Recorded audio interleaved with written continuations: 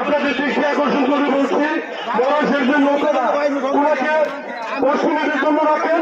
আরেকটা নৌকা আসতেছে, ওনাদেরকে 10 মিনিট পরে অন্য নৌকার সাথে দেওয়া হবে। এই 2টা নৌকা এখন ছেড়ে দেন।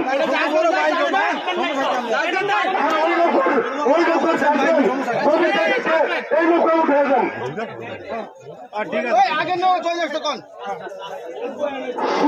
দর্শক মন্ডলী শুরু হচ্ছে যাচ্ছে অংশগ্রহণের জন্য